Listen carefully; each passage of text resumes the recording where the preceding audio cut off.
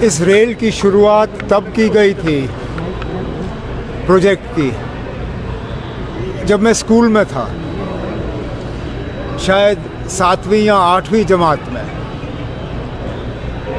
आज मेरे बच्चे भी स्कूल और कॉलेज छोड़ के अब काम कर रहे हैं। लेकिन चलिए, देर आए दुरुस्त आए, आखिरकार हम उस मरहले पे पहुंच गए हैं जबकि वज़ीर आज़म साहब आके यहाँ से उस रेल का उद्घाटन करेंगे और इससे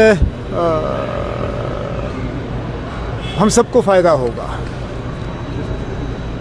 जहाँ हाईवे बंद होने की वजह से हमारा सामान रुक जाता है, लोगों का आना जाना रुक जाता है, जहाज़ वाले हमें लूटना शुरू कर जाते हैं। जैसे ही हाईवे बंद हो जाता है, जहाज़ वाले जो हैं 5,000 की टिकट हमें 20,000 में बेचना शुरू कर जाते हैं। वो सारा सिलसिला रुकेगा।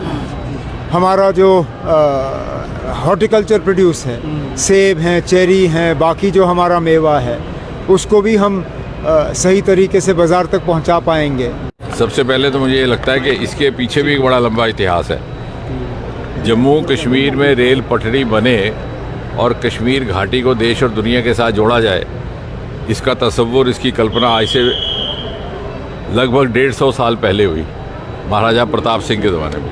अंग्रेज़ इंजीनियर लाए गए, आर्किटेक्ट लगाए गए। उस ज़माने में छोटी ट्रैक हुआ करती थी, जैसे आप दार्जिलिंग में और शिमला में देखा करते हैं। तो उस तरह की ट्रैक बनाने का भी एक मंसूबा बना, लेकिन वो बात आगे नहीं बढ़ी। फिर वो आज़ादी आ गई। आज़ादी के बाद 1972 तक इंतज़ार करना पड़ा, पहली रेलगाड़ी जम्मू में पहुंची।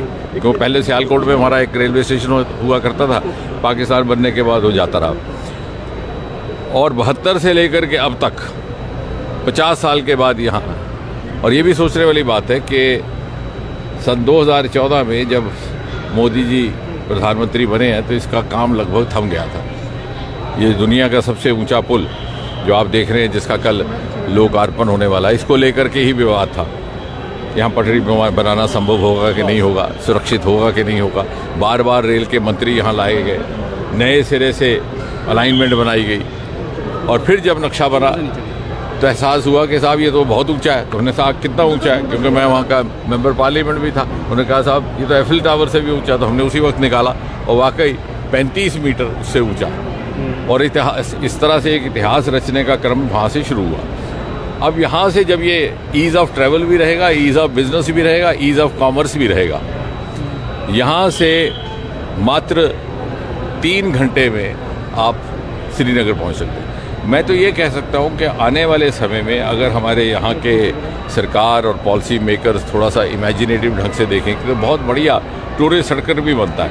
वैष्णो देवी के जो यात्री आएँ, और मैं चाहूँगा कि हम कुछ ट्रैवल एजेंसीज़ को भी इसके लिए तैयार करें। एक वैष्णो देवी से होकर के वापस आने के बाद पत्नीटॉप से घूम करके यहाँ पर वो ट्रेन ले और 3 घंटे में वो घाटी पहुँच जाते हैं। सफ़र भी आसान है, रास्ते में उसका दृश्य भी बहुत अच्छा है देखने को।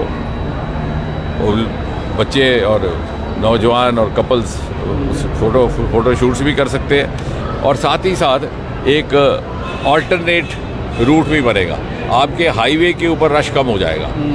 अभी इसी ट्रैक में से अभी हमने एक्सपेरिमेंटल तौर पर एक चेरी की ट्रेन यहाँ से रवाना की है, उसकी बोगी, और दूसरी एक फ़ौज के ट्रुप्स को लेकर के। तो यहाँ फ़ौज की जो इतनी बड़ी कॉन्वॉय नेशनल हाईवे पे चला करती थी, उसके लिए सुरक्षा बंदोबस्त भी करने पड़ते थे, उसके लिए ट्रैफिक पर भी लोड पड़ता था, उससे भी राहत मिलेगी। तो मुझे लगता है एक नया अध्याय शुरू होने वाला है।